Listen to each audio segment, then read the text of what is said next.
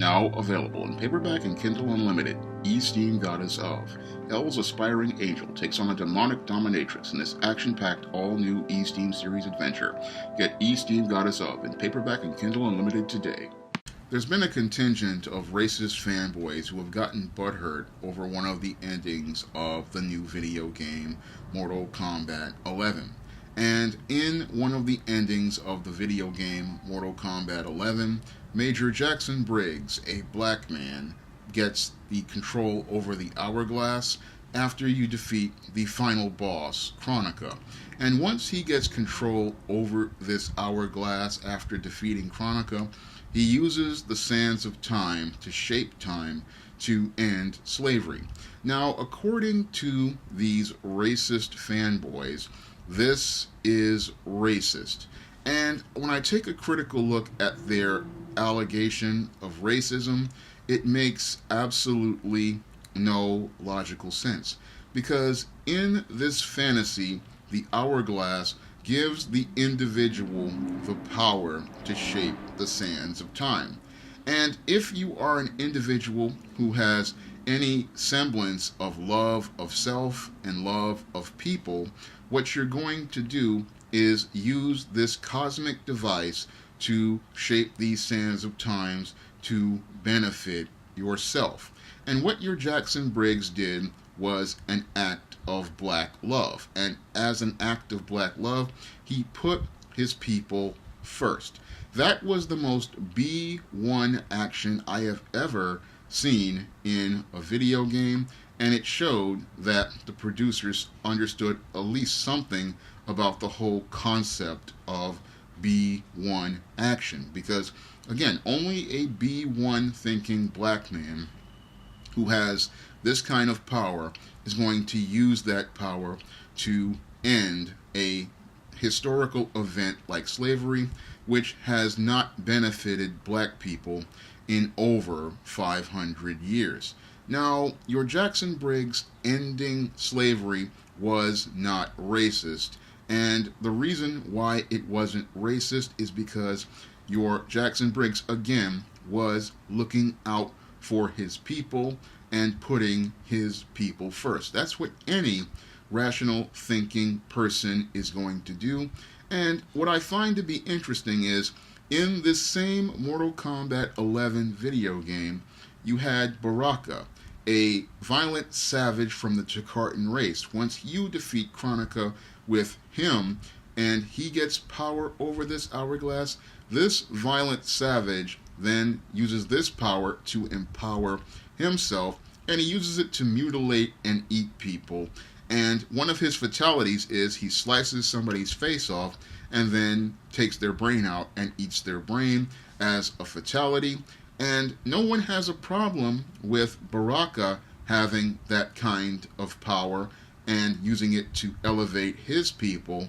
But these same racist fanboys, they have a problem with Jackson Briggs, the black man, having that power to shape time to empower his people. And that's where we see the racism here, because your Baraka is a white-skinned alien Tarkatan from the Outworld, a fictional character, and this fictional character, he can have this power to shape time for his savage white race to go out here and kill people, mutilate people, and eat people.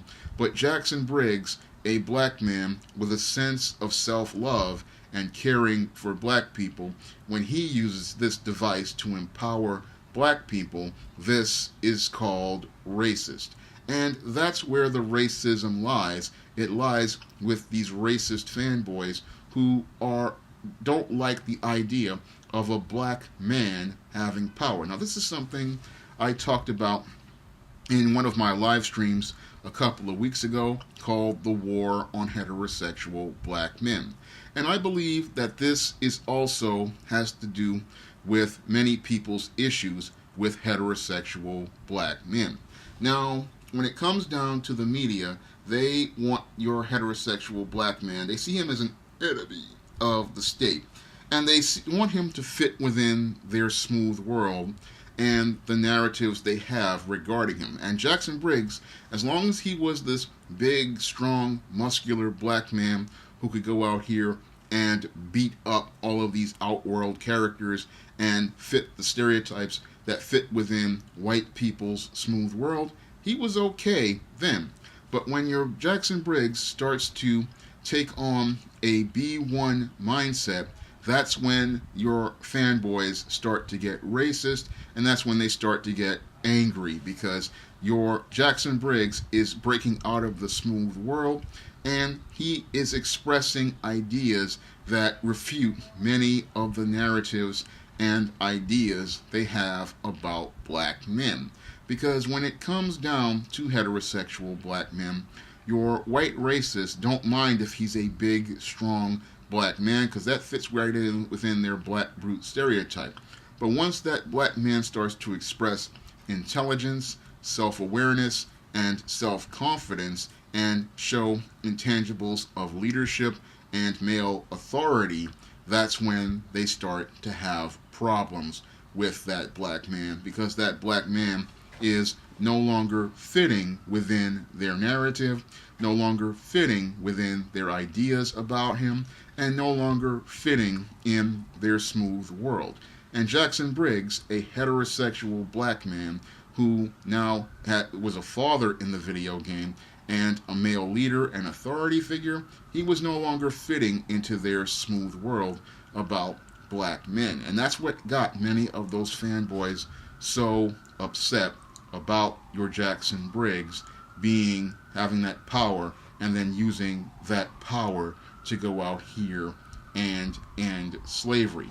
Now, when it comes down to your Jackson Briggs ending slavery, you also have a contingent of these racist fanboys on the right, far right, calling this an SJW move. And this is not an SJW move. Now, your SJWs, they are the polar right of your far right, right-wing, white supremacists, white nationalists, neo-Nazis, and skinheads. They are the opposite side of the coin. And when it comes down to your SJW, they are just as racist, because they have the same paternalistic view about black people, in believing that they are less than and not being capable of using any sort of power whatsoever. And that can be seen in their comic books, where they have your black characters as these asexualized Gordon Good brothers, these homosexualized bumbling, stumbling idiots like Mr. Terrific on Arrow, or these very bland vanilla characters, because they fear black masculinity, and they fear black sexuality, and they fear black male authority. So this Mortal Kombat 11 definitely is not an SJW video game as related to the whole Jackson Briggs character, because I've watched almost all of the interactions of the Jackson Briggs character on YouTube, and his characterization is one of the more on point as related to a black man in any form of media I've seen so far. So what I'm seeing is that you have a contingent of racist fanboys. They are upset of the whole idea of a black man entering into their fantasy world and disrupting the smoothness of their smooth world by showing them an irrefutable example of what a heterosexual black man is like. And this is what has them all butthurt and upset, is they have to deal with a real picture of a heterosexual black man and a model of a heterosexual black man in their fantasy world. And when it comes down to a lot of these beta males and omega males and these soy boys, these three dysfunctional generations of weak men, they go to these video games to escape the real world of real people. And in that real world of real people, they don't like the idea of black men. They don't like the idea of black masculinity. They don't like the idea of black manhood, because those ideas represent power they can't control. So they go to the video game world to escape to a world where they can have their white power and they can be the most powerful person in the room through these digital avatars of whiteness and white power. So they need these video games to reflect white supremacy and the ideals of white supremacy. So they need everybody in the video game to be white, and they need the white characters to have more power than the black characters. They need the white characters to be the most powerful characters. And if you are showing a black character showing that they can have power more than the white characters, this is what makes them extremely uncomfortable. And that's what made many of these racist fanboys upset about seeing Jackson Briggs getting that hourglass and having control over that Sands of Time. Now, what these racists really would have been happy with is seeing your Jackson Briggs taking that hourglass and doing what Aaron Black did in his ending and just throwing it into the sea of blood, where it would fall into a bottomless river and no one would ever be able to get it again. That's what they would want to see a black man do, and that's what they would be comfortable with a black man doing, because in their eyes, a black man would not know what to do with that kind of power. And seeing Jackson Briggs, a black man, knowing what to do with that type of power, that refutes many of their ideas and many of their narratives regarding black men, and refutes many of their ideas regarding heterosexual black men and power. Now, as a writer of a character, John Haynes, who refutes many of those narratives, again, I look at Jackson Briggs' actions and I see them as perfectly normal and something any rational thinking black man would do. Because when I was writing The Temptation of John Haynes, the John Haynes character is the CEO of this Morris Phillips Corporation, and when he gets racially profiled, he shows what a black man would do if given power. And in a second story that I wrote called The Man Who Rules the World, when he takes on this god Cassius to fight him to save the world from God Cassius's gem of omnipotence, he also shows the power, the leadership and position what man would do if given that kind of power. And this is again something that really makes white people uncomfortable, because the whole idea of a black man entering into these fantasy spaces and showing that he can take a leadership position and wield that type of power, this is something that makes many of these racist fanboys really uncomfortable. And this is why they try to do things to try to marginalize black characters and minimize black characters. And what they want to do with Jackson Briggs in this situation is they want to minimize him and marginalize him by saying that he's a racist, when he is not being racist. He is using power the way any character would use that power once they have earned it and achieved it. Now, another example that's in contrast is your Thanos, who had the Infinity Gauntlet. No one had a problem with this purple Titan using this Infinity Gauntlet to go out here and dust half of the Earth's universe. And the reason why they didn't have a problem with that is because those white superheroes, the Avengers, were going to go and come to take that power back. And no one had a problem with that. But everybody has an issue with Jackson Briggs controlling the sands of time. And that proves my point that I've made in numerous videos of why we as black people need to have our own African American fantasy, and we need to have our own African American fantasy platforms, because once we enter into mainstream media platforms, what they do is you have this contingent of racist fanboys who want to call you racist, when in actuality you are showing how you imagine the world. And that's the thing that terrifies many of these racist fanboys, is seeing someone having the courage to put up an image that would show you how a black person would imagine a world if they had power over it. That's the big issue people have about Mortal Kombat 11, is they are uncomfortable with the idea of a black person seeing the world from their vision, seeing the world from a black perspective, and seeing and imagining fantasy from a black perspective. This is what made them uncomfortable about Jax's ending, is seeing black people in control over our own story, black people being in control over our own history, black people being in control over our own destiny, and black people having power over their own destiny. Because in the white supremacist mind, if the black man does for himself, then he won't need him. And if he doesn't need him, then he won't be able to get his needs met. Because in white supremacy, they need a black man to be at the bottom in order for their world to be smooth. And if that black man starts to move away, that disrupts the entire idea of their world. So if that black man walks away from their world, it makes their world uncomfortable, because there's no bottom for them. And if there's no bottom for them where they can look down at these black people and see someone less than them, they have to take a long, hard examination of themselves, and they have to come out of their comfort zone. And that's what Jackson Briggs ending slavery did.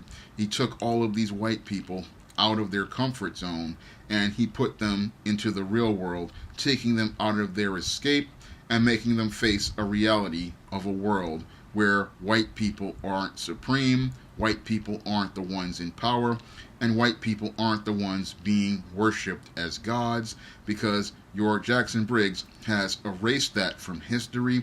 And when he erased that, he erased the whole concept of white supremacy from these people's minds. And that was a very, very terrifying thing for many of these racist fanboys to deal with. The whole idea that the foundations of their fantasy world could be wiped out by one self-aware, self-conscious black man who had a love of self enough to do what was right for his people.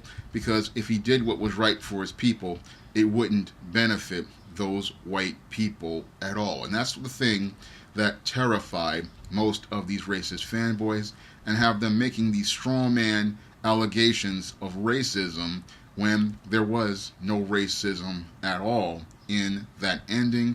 That ending was perfectly fine, because any rational thinking black person who understood the whole trauma of slavery, the legacy of slavery, they would make efforts to prevent that from happening, because that whole issue, that whole legacy of slavery, this has had a long-term damage to the entire world. Because when you end slavery, you end white supremacy, and you prevent white supremacy from becoming a religion in the world. And that's something that any rational thinking person would do, because anybody who understands the legacy of slavery and white supremacy, they would go out of their way to do that if they were a black person who understood it. So I understand where Jackson Briggs' mind was, and I understood why Jackson Briggs ended slavery, and I understand why it wasn't racist. So when I look at your Jackson Briggs from a critical perspective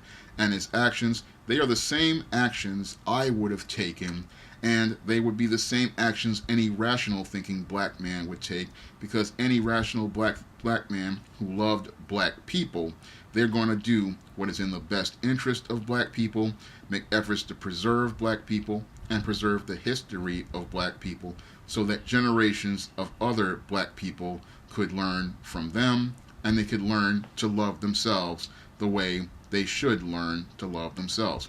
Now, if you want to see some positive black fiction like what you saw with Jackson Briggs' ending, I urge you to pick up my SJS Direct publications like The Temptation of John Haynes, The Man Who Rules the World, and the books of the ISIS and E-Steam series on Amazon.com by clicking the links in the description box. And if you want to help me make more videos like this, you can donate to my Patreon by clicking the link in the description box. That's all I have to say for this video. You can comment, rate, and subscribe. Now available in paperback and Kindle Unlimited, ISIS, All That Glitters. The Goddess Next Door takes on a bikini-clad bank robber in this action-packed all-new ISIS series adventure. Get ISIS, All That Glitters, paperback and Kindle Unlimited today.